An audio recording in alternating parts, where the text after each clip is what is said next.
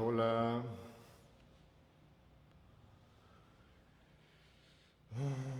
Vamos a compartir un poco. Hola, sí, ya, sí estoy ahí. Bien. Hola Rosa, bienvenida, gracias. Tuve problemas para transmitir por Zoom, no sé por qué. Ya el otro día había hecho una práctica y había funcionado, pero bueno, vamos a hacerlo por este medio. Nada más me va a tocar irlo compartiendo desde aquí. Entonces, a ver si también me ayudan a compartirlo. Hola Raúl, qué gusto. Mm, Fue el único lugar que me dejó transmitir ahora Facebook, entonces había quedado de compartir en la página de la asociación. Compartir.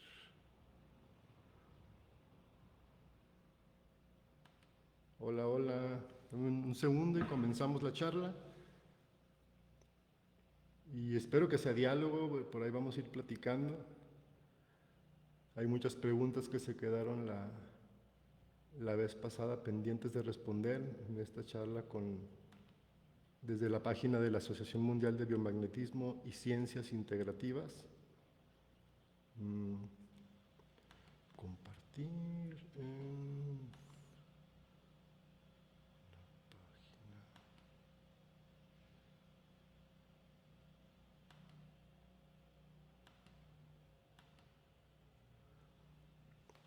Bienvenidas quienes se van sumando. Recuerden que este espacio es para dialogar, para que preguntemos, para que saquemos todas estas cuestiones que van quedando ahí pendientes, sobre todo cuando uno aborda este tema de lo transgeneracional, que se revuelve con un montón de cosas que muchas van más allá de lo científico, y recordemos que el objetivo principal de nosotros acá en SANEM es tener bases explicativas, buscar los fundamentos de por qué funciona lo que funciona. Bienvenido a Argenis, gracias, gracias. Por ahí tenemos otras charlas, hay un canal de YouTube, por eso digo que este es más bien un diálogo, porque incluso hay un video por ahí que hablamos de este asunto de las memorias heredadas y la relación con cómo vemos el mundo, con los conflictos que vivimos. Hola María, saludos, gracias por lo de maestro. Eh, entonces, bueno, quisiera sobre todo empezar por esto, ¿no? Porque por abrir la puerta al diálogo, a las preguntas, me voy a estar enfocando mucho en los comentarios que se vayan haciendo. Y pues nada, comencemos. La charla le puse liberación transgeneracional. Eh, y es un tema interesante. ¿Qué significa esto de la liberación? ¿Qué hay que liberar? ¿Qué significa liberar? ¿No? Todas las implicaciones más allá de la filosofía, las implicaciones prácticas de este concepto. Hola Araceli, buenas tardes. Más allá de las implicaciones filosóficas, las implicaciones prácticas. Y sobre todo cuando hablamos de esto tan aparentemente abstracto, que es lo transgeneracional.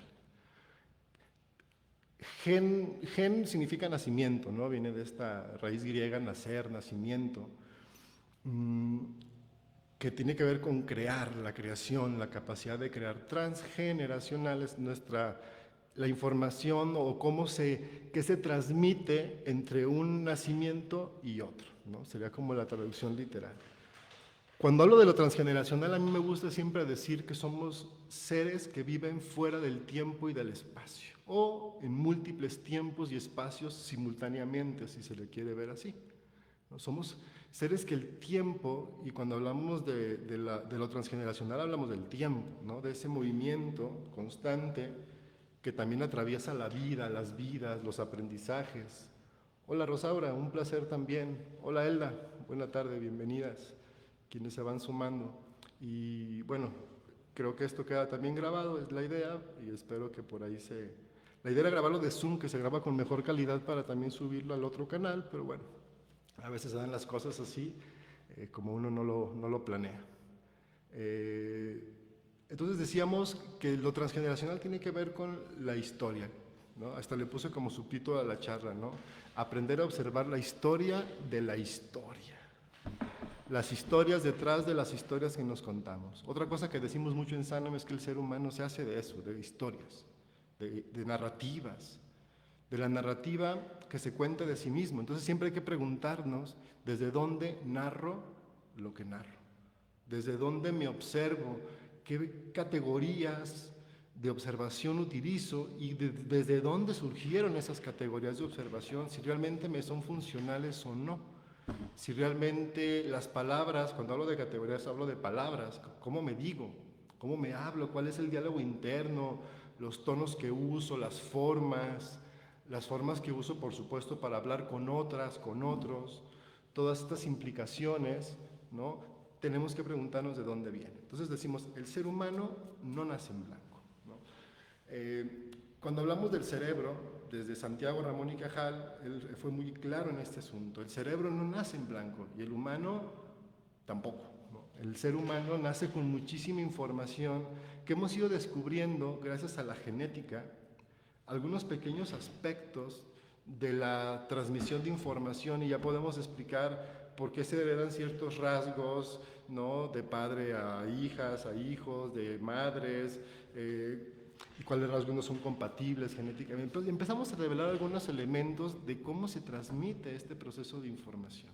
¿Para qué se transmite? Luego cuando llegan las personas a consulta y empezamos a ver todos estos patrones de recurrencia, es decir, la persona llega con un conflicto y vemos la intensidad del conflicto y decimos, esto es demasiado, o sea, hablando en términos de las leyes biológicas. Hola Alicia, buena tarde. En términos de las leyes biológicas, el DHS, el Bioshock, el síndrome de Dirkhammer, o sea, la situación conflictiva que se vive, no es tan intensa proporcionalmente a la respuesta que vive la persona, a cómo su cerebro responde, a cómo su cerebro interpreta, ¿no? Y tenemos, por ejemplo, un chico que después del divorcio de papá y mamá empieza a somatizar de una manera impresionante síntomas muy, muy fuertes, ¿no? Hace poco vi, por ejemplo, el caso de un chico que tenía un conflicto que afecta a los tejidos conectivos. Los tejidos conectivos son todos estos tejidos que nutren absolutamente todo, que mueven todos los nutrientes internamente entre los músculos, entre vasos sanguíneos y tejidos y demás. Entonces, todos sus tejidos se inflamaban, ¿no? Entonces, imagínense, es terrible porque tejidos conectivos tenemos en todo el cuerpo. Y uno dice, bueno, pues es que muchas personas todo mundo cuando se separa, papá y mamá, tiene un conflicto, incluso siendo adultos, ¿no? Si se divorcian tus papás, si tengas 40 años, hay como un movimiento digo, más o menos, a veces hay ay güey, al fin, ¿no? Pero vamos a pensar que siempre es un shock, un movimiento, porque hay que cambiar muchas cosas.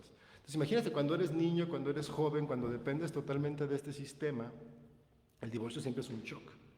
Pero un montón de gente se divorcia. ¿Cuántos niños cuyos papás se divorcian desarrollan síntomas físicos tan fuertes? Y es donde uno dice, la respuesta está siendo excesiva. ¿Desde dónde, desde qué espacio-tiempo tu cerebro está respondiendo ante esta situación? Y ahí es donde empieza el viaje de indagar lo transgeneracional, ¿no? Ahí es donde empieza este proceso de buscar el origen de por qué viví esa situación y por qué mi cerebro lo interpreta con tanta intensidad. Entonces decimos, el ser humano no nace en blanco y significa que traemos un montón de información, mucha información de nuestros ancestros que condicionan distintos aspectos de nuestra vida. Lo más visible, la parte física, ¿no? Porque es en lo que más nos hemos fijado por la herencia que tenemos de la forma de hacer ciencia orientado solo en lo medible, o sea, solo en la materia, ¿no? Entonces, la parte química y demás. Pero cada vez empezamos a entender más este maravilloso concepto de información. O sea, el siglo XIX le legó al siglo XX el concepto de energía. Y en el siglo XX se desarrollaron maravillosos avances en la tecnología con base en el concepto de energía. Y empezó a construirse lo que fue el concepto de información. El siglo XX le lega al siglo XXI el concepto de información. Y el siglo XXI estamos empezando a hacer maravillas. Una es esta, ¿no? Que nos podamos interconectar, por ejemplo, que para mí es la parte más visible, ¿no? De todo este proceso de la información. Pero empezamos a develar otros aspectos más profundos. De las implicaciones de esta transmisión de información pudimos entender el cerebro como algo que está todo el tiempo buscando información del entorno y la está interpretando. Y aquí es donde entra esa base previa, porque desde dónde, con base en qué estructura interpreta la información. Y aquí entra el concepto que usamos en Sandler que se llama estructura cognitiva. La estructura cognitiva es cómo mi cerebro está diseñado para procesar la información. Es decir, a qué le pongo atención del entorno, cómo lo interpreto y por lo tanto qué señales envío al cuerpo para que reaccione ante esta situación. Hola Cristina, saludos.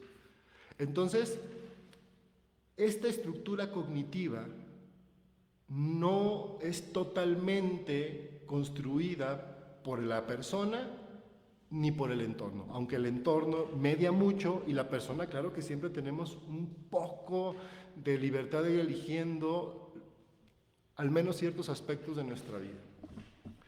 Pero una buena carga es esta carga previa, ¿no? Esta carga de información que nos condiciona para ver las cosas de cierta manera con base en el sistema en que hemos nacido. Ser transgeneracional implica que somos mamíferos. Y el mamífero, la especie mamífera, tiene crías para sustituir a los que mueren. Y recordemos, como hemos platicado en otros videos, que el ser humano es un ser eminentemente cultural. Cultural significa que nuestra vida se basa en nuestra capacidad de comunicarnos y organizarnos, ¿no? Entonces los seres humanos, como mamíferos, tenemos crías para sustituir a seres que mueren o que van a morir, y estos tienen roles. Entonces, aspectos no solamente fisiológicos, o sea, no solamente tiene que nacer uno más grande para ser el que defiende primero cuando hay un ataque, etcétera, sino el ser humano basa su vida en temas de comunicación y por lo tanto la cultura es lo que media con el entorno. Y entonces dentro de la cultura la humanidad establece roles, hay distintos roles, la diferenciación del trabajo, la especialización, fue dando al ser humano esta capacidad de evolucionar de una manera impresionante, ¿no? Entonces tú naces para sustituir a alguien que tiene un rol. Por lo tanto, tu cerebro tiene una estructura cognitiva similar al de otra persona de tu sistema familiar. En términos biológicos, hola Claudia, hola Elizabeth, en términos biológicos, ¿no? Este rol implica que tú eres parte de un sistema más amplio, de una manada, de un grupo, de una tribu, ¿no? Y tú juegas un rol, y que esos roles son parte de un aprendizaje colectivo que también se tiene que ir transmitiendo de distintas maneras. Nos hemos dado cuenta que el humano transmite mucho a través del aprendizaje, ¿no? Tú le vas enseñando ciertas cosas, pero cada vez nos hemos dado cuenta, sobre todo entre más nos adentramos en cómo opera el cerebro, que no se trata tanto que el adulto le enseña al niño o a la niña a hacer ciertas cosas, sino que el niño aprende lo que está en su entorno, ¿no? Las conductas de otras y de otros. Y le pone atención desde chica o desde chico a ciertos aspectos más de la vida por esas características previas, esto que podríamos llamar el carácter, que luego va como formando la personalidad. Entonces ese carácter que tiene bases de alguna manera genéticas porque son parte de la información que te ha sido transmitida desde el vientre de mamá y desde tu parte histórica, la memoria que tienes de asociación con abuelos, abuelas, bisabuelos, bisabuelas, y toda esta línea que nos construye, ¿no? De dónde venimos, lo que llamamos el linaje. Los conflictos transgeneracionales no es lo mismo que hablar del linaje transgeneracional, ¿no? El linaje es la memoria biológica que se extiende miles y miles y miles y millones de años hasta el origen de la vida y quizá más allá de lo que tenemos como esa idea. Los conflictos transgeneracionales tienen una historia muy precisa, ¿no? Aquí en muchos momentos hemos hablado de ese quiebre histórico biológico, donde las sociedades humanas que funcionaban con base en pautas biológicas viven una interrupción en ese ciclo y se interrumpe. Arceli, sí, somos la extensión de nuestros ancestros, absolutamente. Es que somos eso es lo que iba explicando, somos una continuidad de la vida, ¿no? Una continuidad, la vida busca continuar, busca transmitir información a las siguientes generaciones para que continúen, para que se adapten al entorno en que nacen.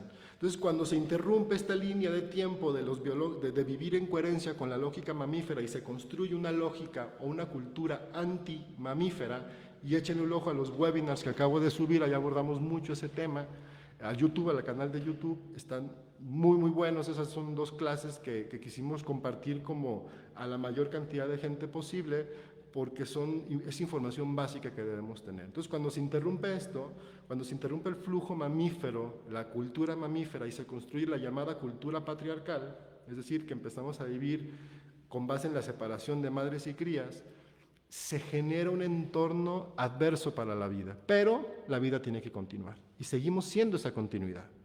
Entonces, cada generación, yo les digo en los cursos, durante los últimos 5000 años, hemos sido la búsqueda de adaptación de la vida. Hemos sido, cada una y cada uno de nosotros, somos una posibilidad de la vida de trascender, de cambiar las condiciones conflictivas en que hemos vivido.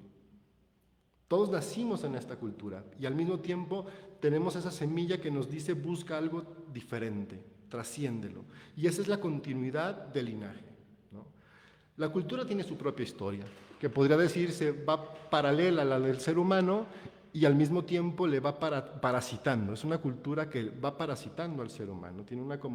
La cultura actual tiene una lógica depredadora, ¿no? Entonces el ser humano ha sido depredado y ha sido condicionado para vivir en ciertos aspectos de la depredación. Fíjense que cuando uno hace una clase, una sesión transgeneracional, hacemos un dibujito parecido a esto.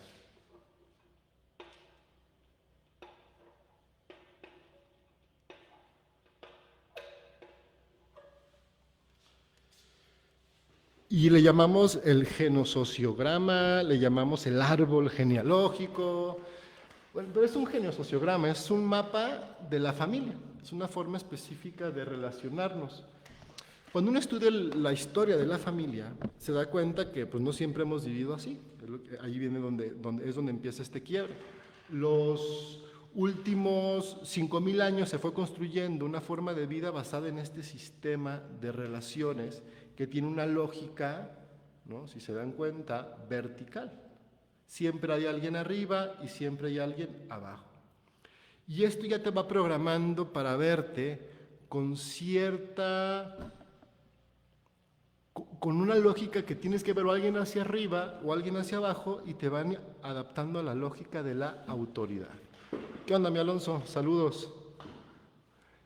Entonces, este sistema que llamamos familia tiene una historia muy precisa, ¿no? También se puede indagar cuándo empezamos a organizarnos por familias, qué lógica tenían las familias, ¿no?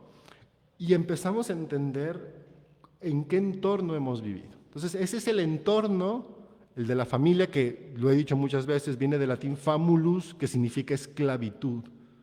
Es una forma de organización que busca ordenar las propiedades del Estado, las propiedades del Señor, las propiedades del imperio, las propiedades de Roma. Y así nos ha visto el sistema. Pues, si ustedes observan, ¿no? La lógica de la autoridad vertical la tenemos muy inculcada en lo profundo del subconsciente.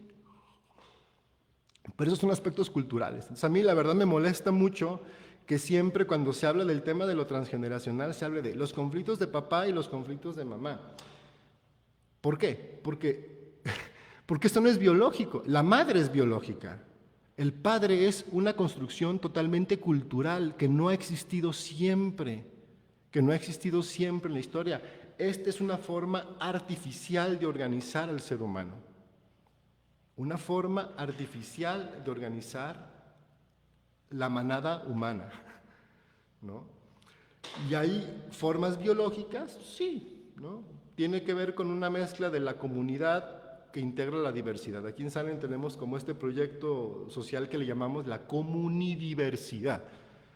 O sea, esta idea de integrar lo que tenemos en común, de unificar lo que tenemos en común y lo que tenemos diferente, es el gran proyecto que tenemos, y eso se integraba muy fácil en las manadas biológicas, ¿no?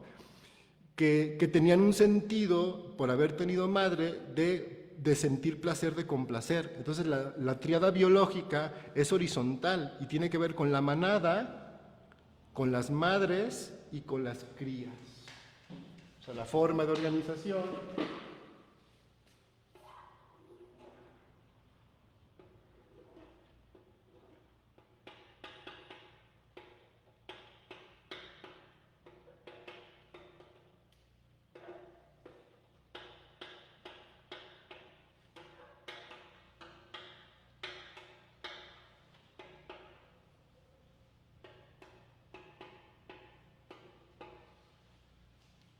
donde todo el flujo de información y de energía va entre la manada que cuida a las madres o a las potencialmente madres que cuidan a las crías, que se convierten en la manada, que son las que median con el entorno y que permiten la continuidad de la vida. Y este es un flujo, ¿no?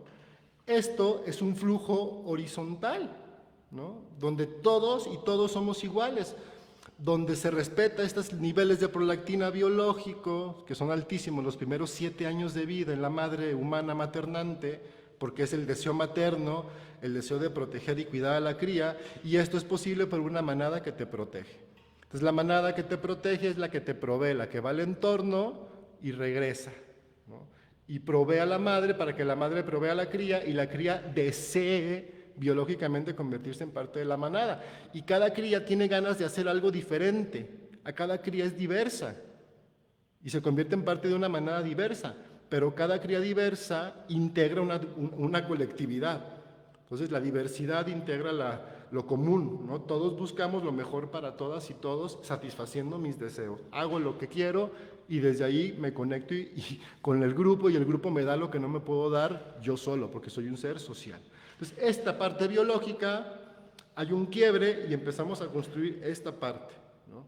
Entonces, lo transgeneracional, ¿no? La liberación implicaría, primero, distinguir estos dos patrones. Es decir, este es mi diseño, perdón, es que acá lo veo al revés en la pantalla.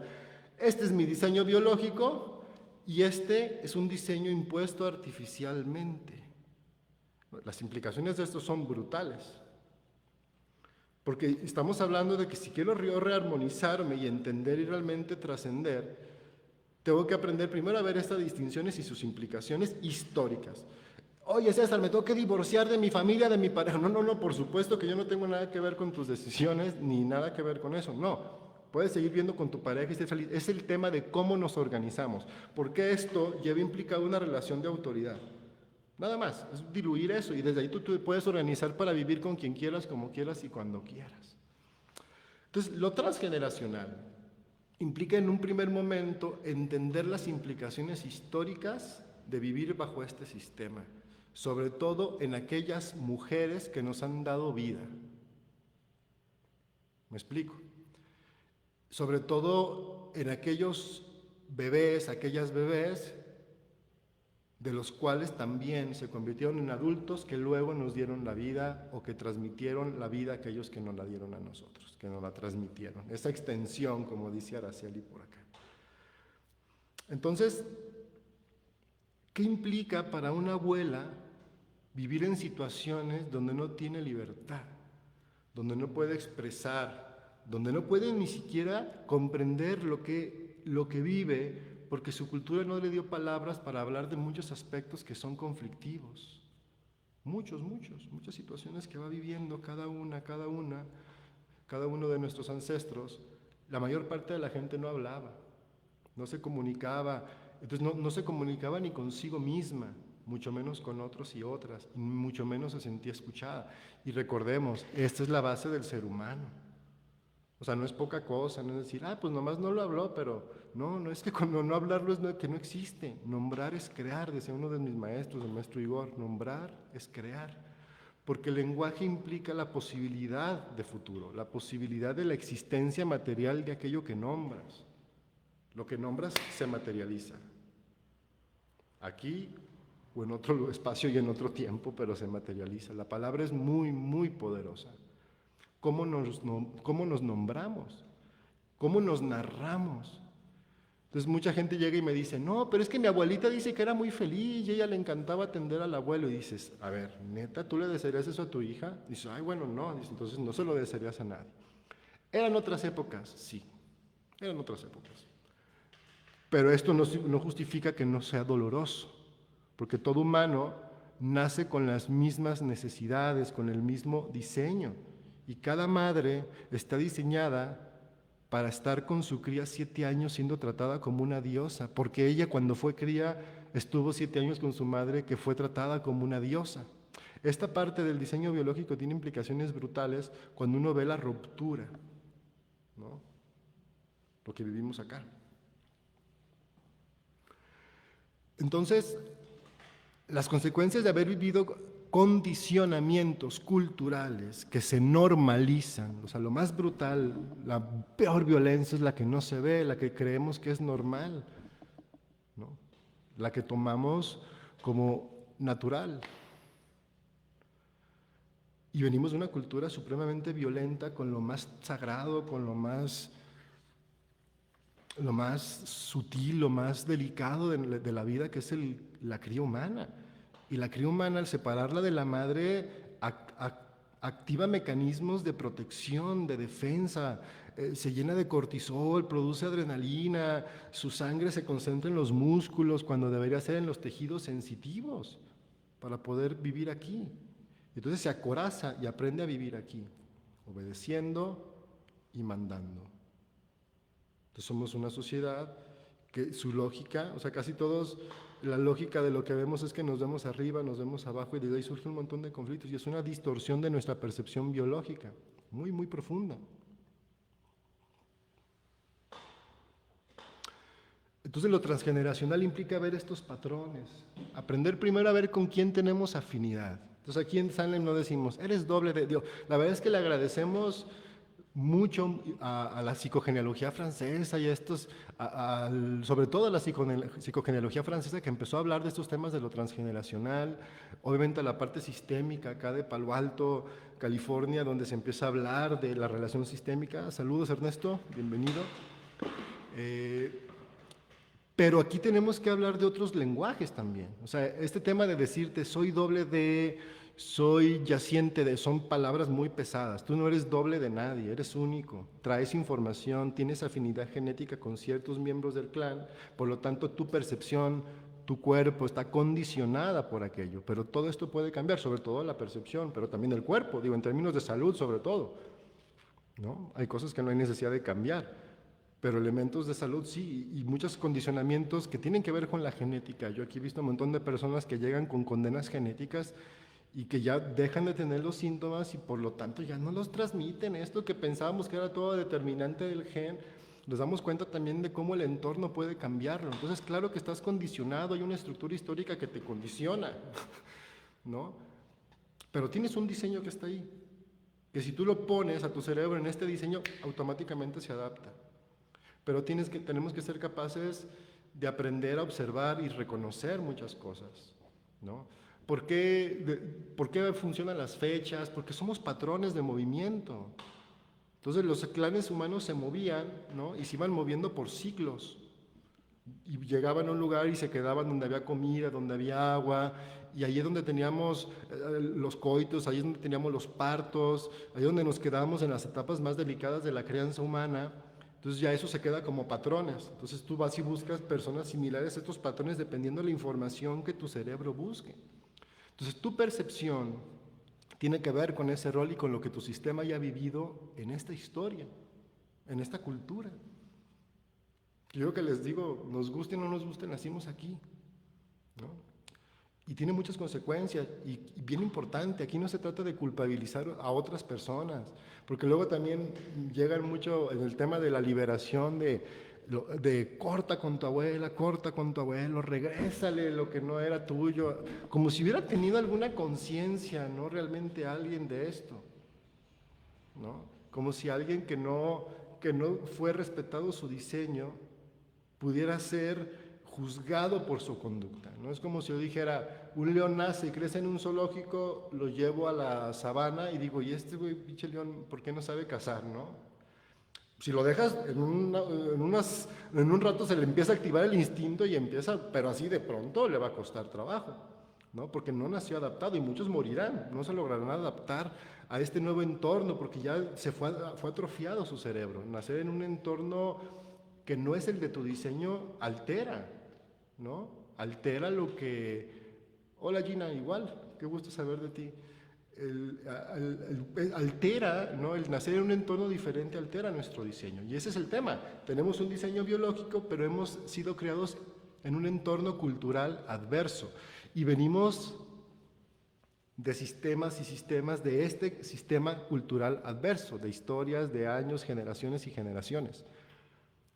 Entonces, está la parte biológica, que es la que transmite información como una estrategia de supervivencia, y que eso es una parte biológica, es una parte que así funciona la vida, ¿no? Hola Carla, que así funciona toda la vida, ¿no? La transmisión de información se podría definir como lo que la vida es.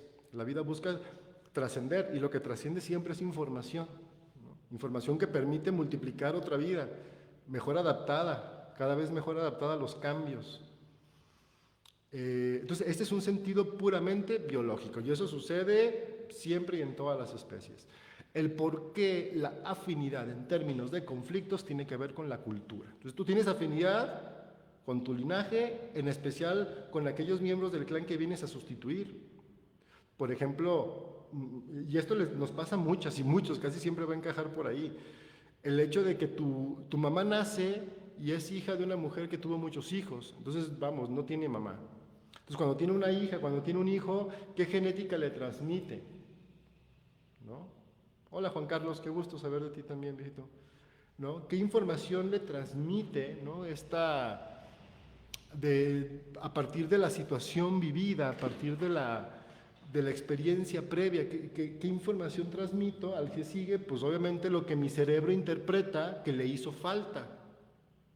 ¿Qué le hizo falta? ¿Qué rol no tuvo? Dije, ay, bueno, pues a mí me faltó este miembro del clan, mamá, vamos a ponerle ese nombre, ¿no?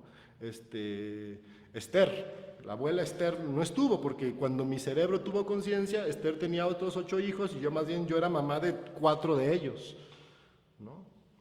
Entonces, cuando yo voy a sustituir a miembros del clan, mi cerebro adivinen a quién sustituye a Esther. Entonces nace acá una Esther chiquita, que desde chiquita le dicen, ay, te pareces a la abuela, y que aparte esta se siente la abuela, es decir, es la que es toda protectora, es la que anda queriendo ayudar a todo mundo, ¿no? Es la que tiene este carácter de dar lo que la otra no tuvo. Entonces, esta otra crece igual, tampoco tuvo mamá. Entonces es una cadenita que venimos arrastrando. El punto de quiebre ahorita está en la crianza. Hola, Zaida, saludos. El punto de quiebre está en la crianza, ¿no? Que es como el tema más fuerte que tenemos de recuperar la sexualidad materno-infantil, que es el entender el diseño biológico que implica maternar. Ya volvimos a darnos cuenta que es bien importante la lactancia, bravo, pero hay mucho más. Mucho más. Mucho más en términos de las responsabilidades de la cultura. Aquí cuando digo manada, ¿no? Acá cuando digo manada, estamos hablando de lo que llamaríamos la sociedad, pues acá en términos modernos.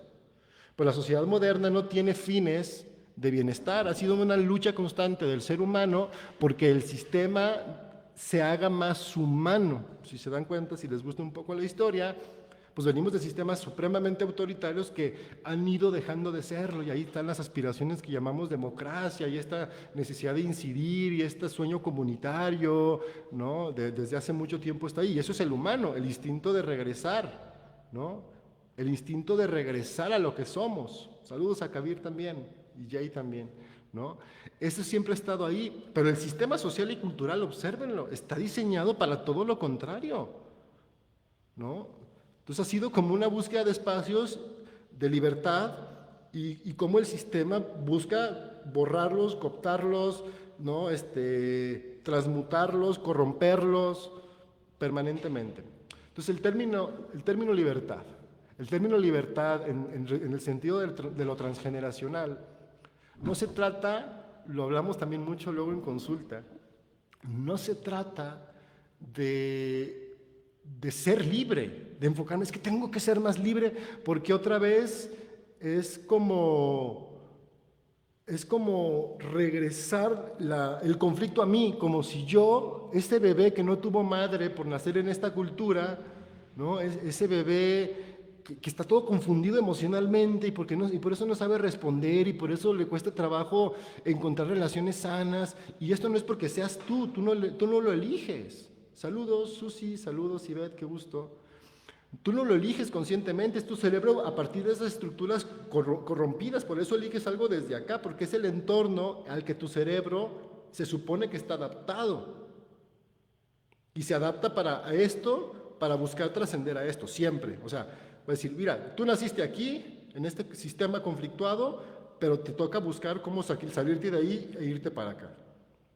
Entonces, por eso también pasa de que te alejas de este sistema, ¿no? Empiezas a buscar y el sistema te castiga.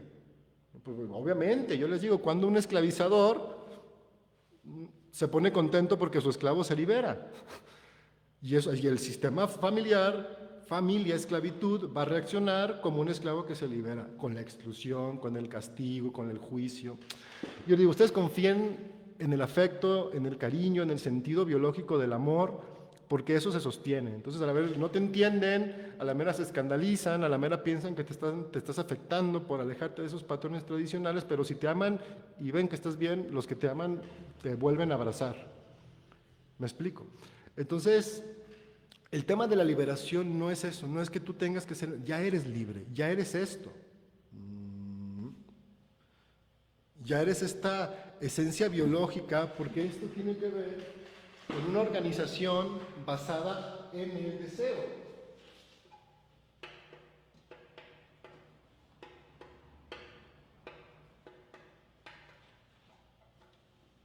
O sea, el orden de la vida, el orden de los cuerpos, tiene que ver con el placer de complacer. Y el orden de los cuerpos acá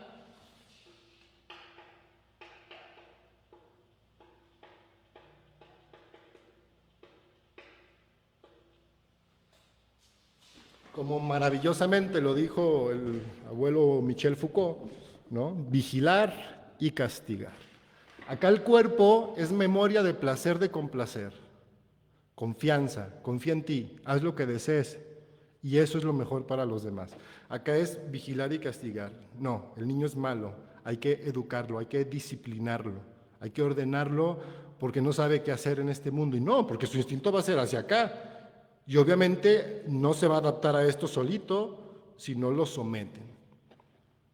¿Me explico? Y por eso tenemos una cultura tan violenta con la infancia. Esto que está pasando hoy. Coño, vas a un parque, yo tengo una cría de 6 y una cría de 4. Vamos a un parque, entonces está todos los espacios, las canchas, todo para adultos, y los juegos de los niños cerrados. Eso es simbólico. Es brutalmente simbólico lo que está pasando. No me extraña, porque esta es una sociedad que se basa en torturar crías. Y entender esto es bien fuerte. Las implicaciones de entender esto son súper intensas. Entonces, toda una tarea de investigar, indagar. Entonces, la liberación no implica buscar ser libre, sino aprender a quitar las estructuras que nos coercionan. Y las estructuras que nos coercionan principalmente son estructuras de pensamiento, impuestas como creencias que operan en nosotros como si fueran nosotros. Son sistemas psíquicos que vienen desde este sistema, o sea, que te ordenan en esta lógica, los bares abiertos, sí, claro, y paso, sí, por donde me voy hay varios bares y dices, está llenísimo esto. Es una locura, no es una guerra contra los niños y niñas, una guerra contra toda esa parte del contacto humano, de la niña y niño que somos nosotros, ¿no? También. Entonces, estamos hablando de cambiar esas estructuras de percepción, de pensamiento, de organización, de toma de decisiones. Tenemos que ser supremamente creativos. Lo que ahora imaginemos es muy fácil materializarlo, hay muchas condiciones para ello, ¿no? Por eso el sistema está tan asustado y está exacerbando sus ordenanzas de control, de vigilancia, de castigo, punitiva. Se está exacerbando el control de los cuerpos y de la libertad del ser un cuerpo. Se está exacerbando esta idea de que eres tóxico, de que el otro es tóxico, de que debemos estar separados por categorías, etcétera, etcétera, etcétera, ¿no? Porque igual, te vas en el transporte público, y pues van llenos, así, pobre, toda la gente que realmente tiene miedo, van con miedo, con su máscara. Obviamente yo me subo, cuando me subo a camión con mi máscara, a mí me importa, de un rato la uso, no me molesta porque generas más miedo en otros y en otras, no porque yo piense que el tema del contagio es así, ¿no? Claro que hay una exacerbación de estos síntomas. Yo he tratado a varias personas que tienen estos síntomas del COVID, pero no es otra cosa que el miedo a la vida, que llegamos a, que se está despertando en nosotros la vida y volteamos y de verdad porque hemos sido educados así, buscamos como que el sistema nos debería dar oportunidades y queremos que el trabajo nos dé oportunidades porque nos han dicho que el trabajo, que la familia, que votar, que el partido político son las... Y todo eso se está resquebrajando, ¿no? O sea, ya vemos más las bases de la corrupción de entre un sistema y otro que se supone que eran opuestos. Entonces dices, ay, güey, cada vez nos damos cuenta más que el Estado es prácticamente lo mismo que la mafia porque los niveles de corrupción son altísimos a todo nivel, ¿no? Entonces, güey, nos damos cuenta que el lugar donde más violencia se ejerce es la familia. Y a mí habían dicho que la familia era para protegerte, donde se supone que yo me sentía más seguro con la familia. Y veo las estadísticas y dices, donde más violencia sexual contra la mujer existe es en el seno de la familia. Entonces estamos empezando a dar cuenta de que este sistema es un engaño brutal, un engaño terrible. Entonces lo transgeneracional pasa por esta base. O sea, si yo no entiendo esto, y yo te digo, eres doble del abuelo, pues sí vas a encontrar muchos patrones. ¿Pero qué vas a liberar? ¿No? ¿Qué sentido va a tener ese ritual que vas a hacer? Esa carta que le vas a escribir.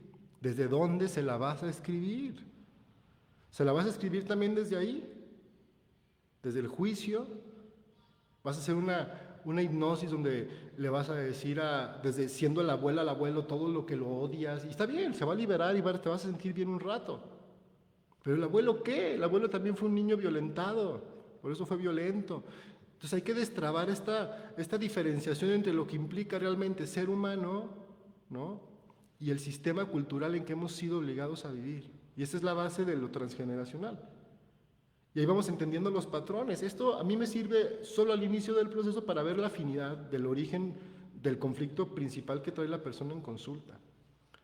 Y como para aprender a entrelazar lo histórico de nuestra percepción y que empezamos a comprender, ay, cuántas cosas que vivo, que pensaba que era yo, es cierto, tiene que ver con todo esto que vivió mi abuelo, pero no lo veía, porque no veía, no podía ver, y no podía ver que no podía ver lo que vivió mi abuela, porque yo crecí con esa historia donde claro que pues la abuelita era feliz ahí todo el tiempo trabajando en la cocina y cuando servía, y sí hay una experiencia de placentera de compartir, de cocinar, de compartir, pero no de la obligación de.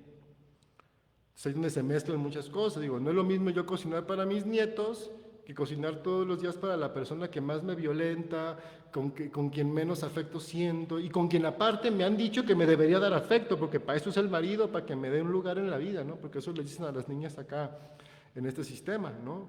Búscate un marido que te dé tu lugar. Y les digo, esto es terrible, porque número uno, la niña no lo tiene, no se lo puede dar sola, ¿no? Y si encuentra un hombre y no le da el lugar que se supone le debe de dar, pues ya.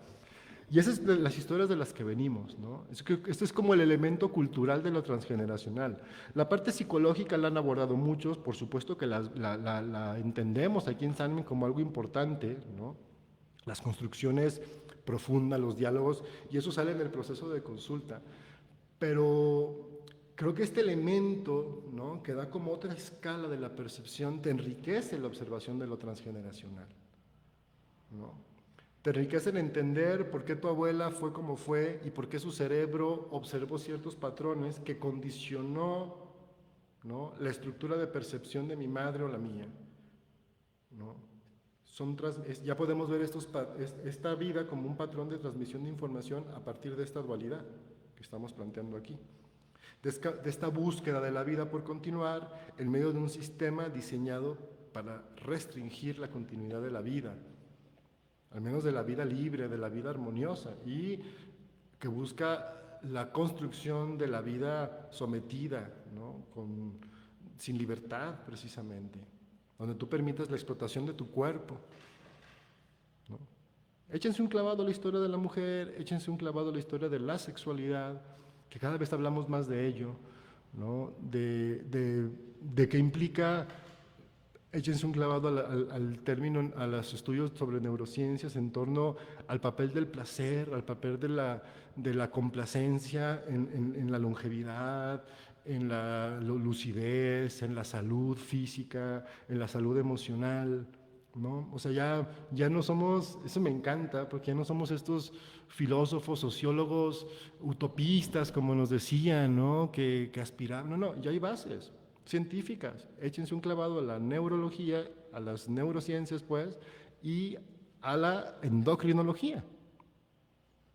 Ya podemos verlo, ya tenemos elementos para entender la relación entre la conducta y lo químico, ¿ok? Ya hay un puente entre la ciencia dura y la ciencia humana, porque estábamos separados, no había puentes, ¿no? Los humanos hacíamos ciencia, pero no podíamos ser estudiados por la ciencia, ¿no? Qué interesante, ¿no? Así de verdad, porque era como, eso es subjetivo, todo lo que hacíamos sociólogos y demás era subjetivo. Entonces, de repente se abre este campo, ¿no? De la mecánica cuántica y todo ese lenguaje de la información, se abre todo este campo de las neurociencias que nos dan bases físicas, fisiológicas, la genética, la epigenética, que nos permiten explicar el porqué de las conductas humanas y nos dan bases prácticas para atender cada caso. Porque esto es maravilloso. Este diseño es igual para todos, esta cultura es igual para todos, pero en cada uno se va a vivir diferente, porque nadie puede ocupar la misma posición en el espacio, entonces nadie lo integra igual. Entonces no puede haber recetas de esto. Hay modelos interpretativos. Lo que hacemos aquí en SANEM es construir modelos interpretativos, ¿no? Tenemos un modelo teórico, pues lo hemos presentado y presentado porque creemos que es lo que enriquece el ámbito de lo mal llamado alternativo, porque para mí no es lo alternativo. Tendríamos que dejar de considerarnos así y considerarnos lo que la vanguardia, digamos, ¿no? Hacia donde deberíamos caminar, ese sentido de la transición de un sistema depredador a un sistema basado en la vida, ¿no? En sistemas abiertos a la vida. Hola Diana, qué gusto también.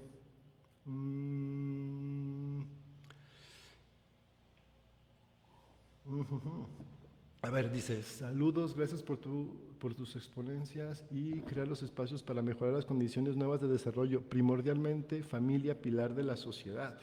Sí, claro, ¿no? O sea, yo sí busco mejores formas de convivencia al entorno de las relaciones. Entonces aquí en SANEM hablamos de conflictos de relaciones, más que de conflictos con la familia. Aquí no ordenamos familias, aquí ordenamos personas, ¿no? Aprendemos a vernos con toda esta complejidad, con todo este sentido,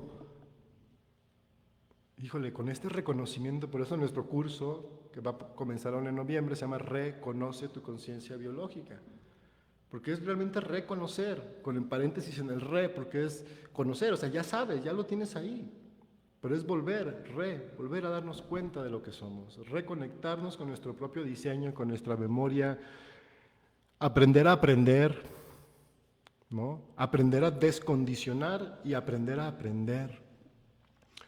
Y ese es un ámbito muy particular que tiene que ver con la conciencia. O sea, la herramienta es la conciencia. La conciencia es interna. Externamente tenemos comunicación y nosotros a través de la comunicación desarrollamos todo un proceso terapéutico para que aprendas a observar lo que no observas y tengas elementos que te permitan a través de la conciencia liberar, ¿no? Información. Ahí sí sería liberar cuando tú te permites ponerle palabras a las consecuencias de esto vista desde esto, ¿no? Las consecuencias de haber vivido en una cultura como esta, pero vista desde las necesidades biológicas, desde el diseño biológico. Y tenemos que recuperar esta conexión. Y ese es el primer gran paso del proceso de consulta. De hecho, lo vemos en la primera parte de la primera cita, por ejemplo, ¿no? De esta reconexión, un poco de lo que hablamos, pero más enfocado en cada persona, en sus síntomas, ¿no? Porque todos llegamos, se me ocurrió la palabra y la voy a decir, poseídos por el síntoma, ¿no? Porque es lo único que nos interesa y tenemos que decir, mi amor, eso es una consecuencia, vámonos a la causa. Reconéctate con lo que eres, y aprende a reconocer lo que no eres, ¿no? Y ahí es como reactivar el tema del linaje, es reactivar el reconocimiento de la memoria que somos, que tenemos, de aprender a observar todas esas distorsiones de nosotros mismos, ¿no? Aprender a ponerle palabras a lo que nuestros ancestros no han podido. Y eso sería el ejercicio básico de lo transgeneracional. A todo mundo hay que... No. Aquí nada más se trata de encontrar el origen del conflicto, nada más. Aquí no hay super roles de tú eres el que va a liberar tu clan. No. O sea, el clan solo se libera, cada uno tiene su propia misión. Aquí es que cada uno libere aquello que le impide ser él. Y siendo él, generas lo que te toque como rol. ¿Me explico? Entonces, el objetivo de un proceso de consulta es encontrar el origen histórico de aquellas estructuras que te siguen haciendo conflictos, que te siguen causando conflictos a ti, ¿no? Y aprender a transmutar, a transformar esas estructuras, a decirle a mi cerebro, cerebro, yo sé que piensas que estoy en el espacio-tiempo de la abuela y por eso me mandas estas señales que me hacen actuar de esta manera, pero que no es mi rol. Entonces no es un tema de cortar, es un tema de comunicar y actualizar, porque cuando tenemos un conflicto de este tipo es que nuestro cerebro no está actualizado, se sigue percibiendo desde otro espacio-tiempo y nos hace actuar y nos da la mejor respuesta para ese espacio-tiempo. Nos manda las señales para que sintamos lo que debió haber sentido la abuela ante el sufrimiento de su cría cuando la abandonaba. Pero ella no sentía nada porque estaba ya insensibilizada o acorazada por haber sido sometida a este sistema. Entonces no se daba cuenta. Tú, que por más que hayas nacido acá, estás más cerca de acá cada vez, eres más sensible. O sea, a ti tu cerebro te manda la misma señal que la abuela no la sentía, a ti te hace traer así, ¿no? Te pone en depresión, te hace ser corajuda, etcétera, etcétera, etcétera. Ese sería como el sentido de lo que hay que encontrar en lo transgeneracional. Obviamente con toda claridad, porque no es una interpretación de, es que si eres doble de tu abuela, ya no, es que eso no puede decirte nada. Yo lo he visto mucho en consulta, puedes tener en la parte superficial, es decir, en fechas y en nombres, aparentemente toda la afinidad con la abuela paterna, pero el conflicto tiene que ver con la abuela materna, donde aparentemente por la afinidad superficial no había nada, pero la profunda, es decir, el origen del conflicto tiene que ver con el otro linaje. Entonces, si nos quedamos en el método de la psicogenealogía, pues yo he visto un montón de gente así, que tiene 5 o 6 años haciendo terapia, sanando al abuelo, no sé qué, y el conflicto dice, ¡ah! Sí es cierto, viene de acá y no lo había visto. Dice. Por eso, porque nos dejamos llevar por métodos en lugar de aprender a observar personas. Entonces las fechas, los nombres, son afinidades superficiales que pueden o no tener que ver con el origen de la estructura conflictiva, ¿no? Creo que como terapeutas, dice Ivonne, debemos de llevar al paciente a reconocerse y ver lo que le llevó a actuar de determinada manera y abrazar esa emoción para transmutarla. Sí, reconocerla, una emoción es una señal que manda mi cerebro a mi cuerpo para que yo actúe ante lo que estoy percibiendo. Entonces es como, no es tanto como nomás la emoción, si nos quedamos solo en la emoción nos vamos a quedar muy cortititos. Por eso pasa que liberas la emoción y regresa, porque el cerebro sigue percibiendo y sigue percibiendo. Y le cambias la pareja y le aparece otra, o lo proyecta con la mamá, o en el trabajo, o en el hijo. O sea, no, lo que el cerebro percibe lo va a buscar.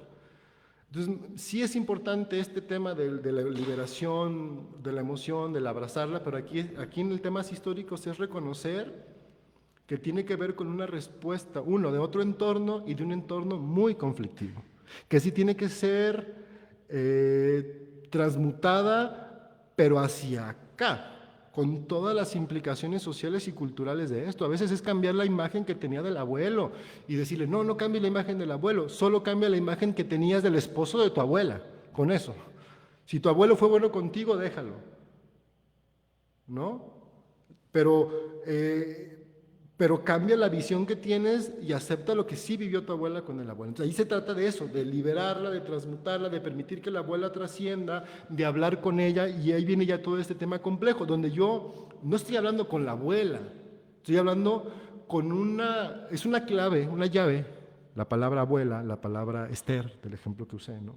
Esther es un símbolo en mi inconsciente que abre todas las conexiones neuronales que son las mismas que usaba mi abuela para las mismas situaciones. Entonces, cuando yo hago este ejercicio, ¿no?, que no es de una vez y no es de ir a terapia cada rato, ¿no? Un buen terapeuta, ahorita que comentaba Ivonne, ¿no?, es el que le enseña a la persona a hacer esto, a reconocer y aprender a usar su propio potencial para sanarse.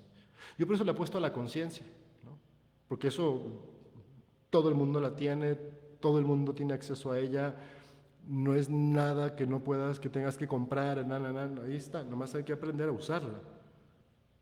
Y la conciencia son palabras. Y aprender a usarla no es que yo te enseño a usar tu conciencia, no. Yo lo que hacemos, como lo estamos haciendo ahora, es comunicar, dar un lenguaje, pues hablamos mucho del lenguaje, una forma de ordenar con una narrativa diferente, ¿no? Entonces ahí es donde va esto. ¿Qué me llevó a actuar? ¿Desde dónde mi cerebro actúa? Me está mandando la respuesta desde el espacio-tiempo de la abuela. Y por ahí me preguntaban en el grupo de la asociación, en la página de la Asociación de Biomagnetismo, del tema de lo transgeneracional y el biomagnetismo. Está genial, ya que tienes estas herramientas integradas y reconoces el origen del conflicto, ¿no?, le permites a la abuela poner palabras a lo que no podía y ya le puedes poner imanes, la liberación o lo que quieras, y es muy importante. Pero la conciencia es fundamental porque es nuestro diseño biológico. La persona tiene que tener un lenguaje para cambiar la narrativa. Y la narrativa te lleva también a cambiar el mundo y a tomar decisiones diferentes en el mundo, a cambiar tu rol, porque cambias la narrativa que eres, de lo que vas a ser, de lo que quieres ser, de lo que has sido, ¿no? Y desde ahí generas esa transmutación, y es una transmutación muy complicada, compleja. No complicada, compleja. Puede ser muy fácil, pero hay un montón de elementos que tienen que ver. Por ahí tengo un video que me gusta mucho, que dice, es que ser feliz es fácil, ¿no?, pero asumir las consecuencias de ser feliz en esta cultura es lo complejo. Sostenerse ahí. Decía mi maestra Rosalina, es fácil llegar, ¿no?, lo difícil es sostenerse. Y es por eso, ¿no? Entonces como acompañantes tenemos que ser personas que facilitan una pedagogía de la vida, una pedagogía que te permite verte y ver desde dónde ves y aprender a cambiar esas estructuras y a comunicarte con esa inteligencia que te construye y que eres tú mismo, ¿no?, pero que se hace de parte de tus relaciones con el entorno, con los demás, ¿no? Entonces, sí es un aprendizaje, es una tarea, ¿no? Acá el proceso de acompañamiento es un proceso de autoconocimiento muy profundo, de buscar explicaciones de todo, porque para mí sí es importante manejar el hemisferio izquierdo, intuitivo, pero desde la lógica del hemisferio derecho también, ¿no?, que es la explicación, la razón. Sí, Susi va a quedar, espero que sí quede grabada, esa es mi intención, ¿no? Yo también quería que quedara grabada en mi compu, pero bueno, eso no fue posible, esperemos que sí. Gracias, saludos Rebeca, ¿no? Entonces, es como decíamos, integrar, ¿no?, toda esta lógica, todo este lenguaje, toda esta percepción para asumir nuestro rol como seres humanos. Entonces realmente es una cuestión mucho más compleja que solo esta vieja lógica de la enfermedad, ¿no? Acá de hecho la enfermedad ni existe como palabra, como lenguaje, porque no es un concepto útil en este esquema. Acá sí, porque la gente tiene cuerpo cuando la disciplinan y cuando se enferma. Acá no, acá solo tienes un cuerpo que se complace y que si tienes síntomas físicos es porque te estás alejando de tu rol, de este movimiento, no estás donde debes estar haciendo lo que debes de estar. Entonces, el concepto de enfermedad desaparece, el de síntoma continúa, porque sí hay síntomas, es el fenómeno, lo que sucede en el cuerpo, pero el cómo lo interpretas es un concepto. Entonces, desde ahí hay una narrativa diferente. Desde ahí hay una narrativa diferente de mi historia, de dónde vengo, como decía, de la dónde voy, y realmente qué implicaciones tiene haber vivido lo que vivió mi linaje. Y como decíamos, el diseño del humano es hacia la corteza, la palabra, el lenguaje, la comunicación y la conciencia son la base de la vida. La base, todos los animales son conscientes, el humano es el que construyó una forma de vida básicamente basada en la comunicación, en la conciencia. La comunicación es lo que digo a otros y escucho, la conciencia es lo que me digo a mí mismo y escucho de mí mismo, lo interno y lo externo. Y ambos comparten el ámbito del lenguaje, la palabra. La palabra, la imagen, el símbolo, ¿no? Todo lo que implica el sonido, la caricia, el olor, ¿no? Somos seres que viven de esta interacción. Entonces, ¿desde dónde ves la realidad? Específicamente, ¿desde dónde observas el conflicto? Eso es el primer gran paso. Dimensionar la situación real, qué percibe el cerebro, y luego buscar ese origen en las distintas historias que nos componen, nuestra biografía, nuestra gestación, ¿no? Y el linaje, la historia más larga, y la cultura, y la vida. Tenemos que entrelazar todos los niveles. Si nos quedamos solo en unos cuantos, tendremos... O sea, si queremos arreglar esto está hecho para oprimirte. Digo, si quieres arreglarlo, pues está bien, ¿no? Habrá quien quiera tener una jaula más bonita, ¿no? Quien quiera vivir acá, tiene que romper esto. Yo les digo que las implicaciones de un proceso de terapia es borrar esto, ¿no? Quitar estos rangos, cortarlos, que seamos solo personas. No significa borrar a las personas, sino que tengamos un plano horizontal. Y en el plano horizontal operan las leyes de la vida.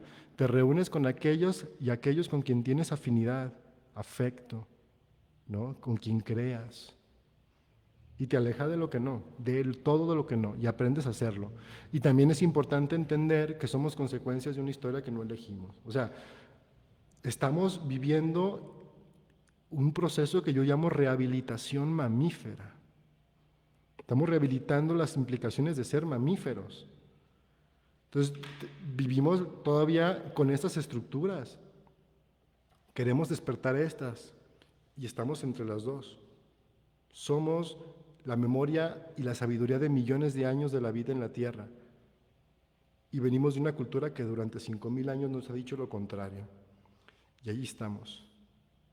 Esas son las implicaciones profundas de lo transgeneracional y de la liberación, que implica no trabajar acá, quitar esto, para permitir que esto emerja y aprender a reconocerlo, porque no sabemos, porque las señales están distorsionadas.